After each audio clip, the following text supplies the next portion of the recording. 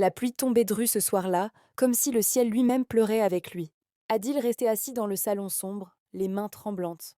Son regard fixé sur la photo encadrée de sa femme, Sarah, sa disparition soudaine dans un accident de voiture, avait laissé un vide abyssal dans son cœur. Tout, dans cette maison, portait encore son parfum, son rire, son souffle. Chaque meuble semblait murmurer son nom. Les jours s'étaient transformés en nuits sans sommeil. Les nuits en cauchemars éveillés. Adil ne comprenait pas comment continuer à respirer sans elle. Il passait ses journées à errer d'une pièce à l'autre, à toucher ses vêtements, à caresser ses bijoux, comme pour s'assurer qu'elle avait réellement existé. Un soir, en rangeant leur chambre, il ouvrit la vieille armoire de bois massif que Sarah utilisait pour cacher ses souvenirs. C'est là, derrière une pile de foulards soigneusement pliés, qu'il trouva un petit carnet relié de cuir, fermé par un ruban usé. Ses doigts hésitèrent. Devait-il l'ouvrir? Était-ce une trahison à la mémoire de sa femme que de violer son intimité après sa mort? Mais la curiosité, mêlée au besoin de sentir encore sa voix, l'emporta. Tremblant, il dénoua le ruban et ouvrit le journal. L'écriture fine et élégante de Sarah apparut sur les pages jaunies. À toi que je n'ai jamais oublié. Même après tout ce temps, ton souvenir brûle encore en moi. Adil fronça les sourcils. Qui était ce toi? Il tourna les pages avec hâte. Chaque ligne révélait une Sarah qu'il ne connaissait pas. Une femme passionnée, tourmentée par un amour ancien, un nom qui revenait avec insistance. Hamza, ce prénom, il ne l'avait jamais entendu auparavant. Les mots du journal vibraient d'une intensité troublante. Hamza, si seulement la vie nous avait laissés libres. J'ai choisi une autre route, mais mon cœur est resté à toi. Adil sentit une douleur vive lui transpercer la poitrine. Sa Sarah, son épouse douce et fidèle, avait gardé dans son cœur un autre homme, même après leur mariage. Chaque phrase était comme une gifle, un écho de trahison qui résonnait dans sa tête. Et puis, au fil des pages, l'ombre devint plus sombre encore. Une note, griffonnée d'une écriture précipitée, attira son regard. Si un jour il m'arrive quelque chose, sache que ce ne sera pas un simple accident. Le passé ne me laisse jamais en paix. Le carnet trembla entre ses mains. Adil sentit le sol s'effondrer sous ses pieds. Était-ce une confession? Un avertissement? Sarah avait-elle été victime d'un accident? Ou d'un meurtre? Dans le silence glacé de la nuit, Adil comprit que sa quête de deuil venait de se transformer en une quête de vérité. Sa femme n'était pas seulement partie, elle avait emporté avec elle un secret capable de bouleverser tout ce qu'il croyait savoir sur leur amour. Adil resta longtemps figé devant le carnet ouvert, incapable de détacher ses yeux des mots de Sarah. Chaque phrase l'enveloppait d'un mélange de douleur, de rage et d'incompréhension. Qui était réellement la femme qu'il avait épousée? Était-elle jamais pleinement sienne? Ou n'avait-elle toujours appartenu qu'à ce Hamza, cet inconnu dont le nom revenait comme une obsédante mélodie? Le lendemain, incapable de trouver le sommeil, Adil sortit dans le grenier poussiéreux de la maison. Là, il chercha d'autres traces, d'autres indices. Au fond d'une vieille malle, il trouva une boîte métallique fermée par une petite serrure rouillée. Avec un tournevis, il força l'ouverture. À l'intérieur, des lettres soigneusement pliées, jaunies par le temps. Les premières portaient la même écriture fine que celle du journal. Sarah y écrivait à Hamza, mais il était évident que ces lettres n'avaient jamais été envoyées. Mon cher Hamza, je t'entends encore dans mes rêves. Même si j'ai juré fidélité à un autre, mon âme crie ton nom en silence. Le cœur d'Adil se serra. Elle avait donc pensé à cet homme même pendant leur mariage. Mais ce qui l'intrigua davantage fut une autre série de lettres, celle-ci écrite d'une main différente, ferme, masculine. L'encre par endroits avait bavé, comme si elles avaient été écrites dans la hâte. Sarah, je t'ai cherché partout.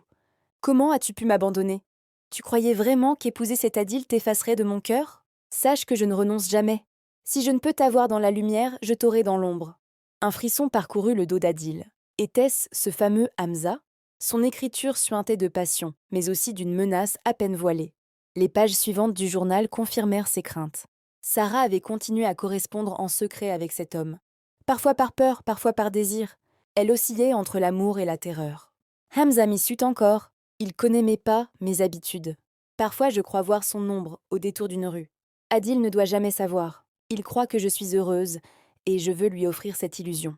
Mais moi, je vis déchirée entre deux mondes. Adil sentit une colère sourde monter en lui.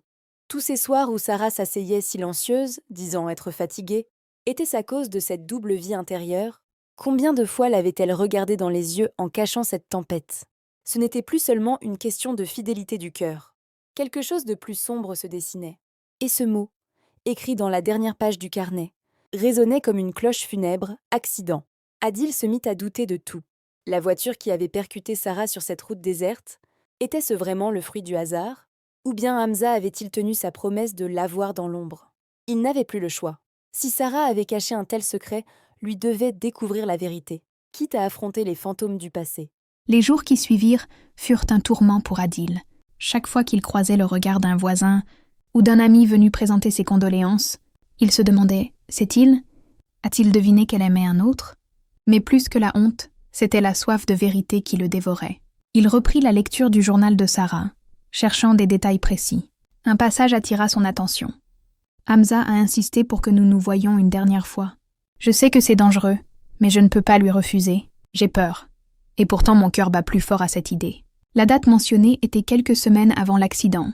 Adil sentit son sang se glacer. Sa femme avait donc rencontré cet homme alors qu'elle vivait encore sous son toit, partageant son lit, lui offrant des sourires qui n'étaient que mensonges. Il décida de vérifier ses souvenirs. Sarah lui avait parlé ce soir-là d'une sortie avec une amie d'enfance. Elle était revenue tard, les cheveux défaits, le regard fuyant. Adil s'était contenté de croire à la fatigue. Aujourd'hui, il comprenait. Elle revenait de son rendez-vous secret. Déterminé, il chercha d'autres preuves. Dans son téléphone, qu'il n'avait jamais osé fouiller, il découvrit des photos supprimées mais récupérables. Sur l'une d'elles, floue mais indiscutable, on voyait Sarah assise dans un café, face à un homme dont on ne distinguait que la silhouette sombre. Hamza. Adil sentit un mélange de rage et de trahison brûler dans sa poitrine. Mais ce n'était pas tout. Dans une autre lettre de Hamza, il trouva une phrase qui changea tout. « Si tu ne reviens pas à moi, Sarah, je briserai tout ce que tu aimes. Tu ne peux pas m'échapper, et ton mari ne sera jamais assez fort pour te protéger. » Un cri muet traversa l'âme d'Adil, l'accident de Sarah. Et si ce n'était pas un hasard? Et si cet homme avait tenu sa menace, se vengeant de l'amour refusé? La douleur se transforma en une résolution glaciale. Adil devait trouver Hamza, pas seulement pour comprendre, mais pour confronter cet homme qui avait volé son épouse, son honneur, et peut-être même sa vie. Il se rendit à la bibliothèque municipale où Sarah avait l'habitude d'écrire. Dans les registres anciens, il trouva mention d'un certain Hamza R, ancien camarade de classe de Sarah. Mais ce qui le frappa fut une coupure de journal jauni, collée entre deux pages. Un jeune homme arrêté pour violence, lors d'une querelle amoureuse, relâché faute de preuves. Adil sut alors qu'il avait affaire à un être dangereux.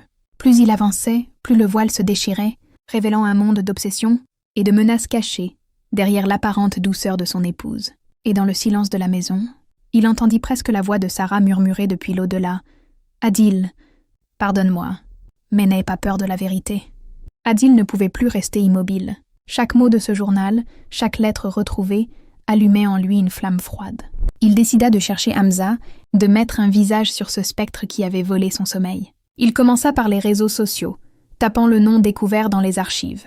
Des dizaines de profils apparurent, mais un seul le fit frissonner.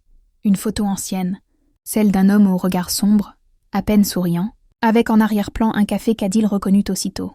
C'était le même décor que sur la photo floue retrouvée dans le téléphone de Sarah. Il nota l'adresse approximative qui apparaissait parfois dans les commentaires. Une petite ville à 1 heure de route. Son cœur battait à tout rompre, mais sa décision était prise. Le soir même, il monta dans sa voiture. Le trajet lui parut interminable. Chaque feu rouge, chaque détour alimentait sa colère. Quand enfin il arriva, il gara la voiture dans une rue sombre, face à un immeuble délabré. Une lumière filtrait du 2e étage. Son instinct lui cria que Hamza était là. Adil monta les escaliers en silence, le souffle court. Devant la porte, il hésita une seconde. Puis, frappant d'un geste sec, il attendit. La porte s'ouvrit lentement, révélant un homme plus âgé que sur la photo, mais dont les yeux brûlaient toujours du même feu inquiet. « Tu dois être Adil », dit Hamza comme s'il l'attendait. « Tu connais mon nom ?» répondit Adil d'une voix glaciale. « Bien sûr. Sarah m'a tout raconté. Ta vie, ta maison, tes habitudes. » Elle m'écrivait chaque détail. Ses mots furent comme un coup de poignard. Adil sentit ses jambes vaciller, mais il se força à rester debout. « Pourquoi ?» souffla-t-il. « Pourquoi lui voler son âme ? Pourquoi menacer sa vie ?» Hamza éclata d'un rire amer. « Voler ? Non, Adil. Elle était à moi bien avant toi. C'est toi qui es entré dans son histoire, pas l'inverse. Et quand elle a choisi de t'épouser, elle m'a condamnée. J'ai voulu la récupérer, je l'ai suppliée. Mais elle résistait. Alors j'ai dû lui rappeler que personne n'échappe à ce qui est écrit. » Adil comprit alors. L'accident n'était peut-être pas le fruit du hasard. Mais Hamza ne parlait pas clairement, comme s'il voulait entretenir le doute. Le silence devint lourd. Dans ce face-à-face, 2 hommes liés par une même femme, par un même amour déchiré, se jaugeaient. L'un cherchait des réponses, l'autre se nourrissait de vengeance. Avant de partir, Adil planta son regard dans celui de Hamza. « Si tu as eu un rôle dans sa mort, je le saurai. Et je reviendrai. » Dans le couloir sombre, ses pas résonnèrent comme un serment. Il n'avait pas encore toutes les preuves, mais une certitude s'ancrait en lui. La vérité ne resterait pas enterrée. Les jours qui suivirent cette rencontre hantèrent Adil comme une fièvre. Chaque mot de Hamza résonnait encore dans sa tête, comme un poison qu'il ne pouvait extraire. Il n'avait pas obtenu d'aveu clair, mais il avait senti la menace, l'ombre qui pesait sur la vie de Sarah bien avant sa mort. Dans sa maison, désormais silencieuse, Adil relisait sans cesse la dernière page du journal. Sarah y avait griffonné d'une écriture tremblante. « Adil mérite la vérité, mais si je lui dis tout, il ne me pardonnera jamais. Hamza ne me laissera pas en paix. Si je disparais, peut-être que lui au moins sera libre. » Ces lignes déchirèrent le cœur d'Adil. Il comprit que Sarah avait été piégée entre deux forces, son amour sincère pour lui et la peur viscérale qu'Hamza avait instillée dans sa vie. La colère céda alors la place à une douleur plus profonde, car ce qu'il découvrait n'était pas seulement une trahison. C'était un sacrifice. Sarah avait souffert en silence, incapable de briser ses chaînes, et sa mort avait peut-être été la dernière conséquence de cette emprise. Une nuit, incapable de dormir, Adil retourna devant l'immeuble de Hamza. La rue était déserte, les fenêtres obscures, mais il ne sonna pas. Il resta immobile, observant cette façade, les poings serrés. Il aurait pu tout briser, mais il choisit de ne pas s'abîmer davantage dans cette spirale. Au lieu de vengeance, il décida d'un autre chemin, celui de la mémoire. Sarah ne serait pas réduite à une victime d'infidélité, ni à l'ombre d'un passé. Il parlerait d'elle, il écrirait son histoire, il garderait vivante la flamme de son amour malgré la douleur. Quelques mois plus tard, assis dans son salon, Adil referma un nouveau carnet. Ce n'était plus le journal de Sarah, mais le sien. Il y avait consigné toute leur vie, leurs instants heureux, et même leurs déchirures. Une manière de dire au monde « Elle a existé, elle a aimé, elle a combattu ». Pourtant, au fond de lui, une question ne cessa jamais de le tourmenter. Hamza avait-il vraiment joué un rôle dans l'accident? Était-ce une coïncidence tragique ou une punition orchestrée dans l'ombre? Cette énigme resta suspendue, sans réponse. Mais peut-être que l'essentiel n'était plus là. Car malgré les secrets, malgré l'infidélité, malgré la mort, l'amour qu'Adil avait porté à Sarah survivait, purifié par la douleur. Il leva les yeux vers le ciel nocturne et murmura « Sarah, tu es toujours avec moi. Même dans la trahison, je choisis de me souvenir de toi comme de la femme que j'ai aimée. » Et dans ce silence, une paix fragile s'installa enfin.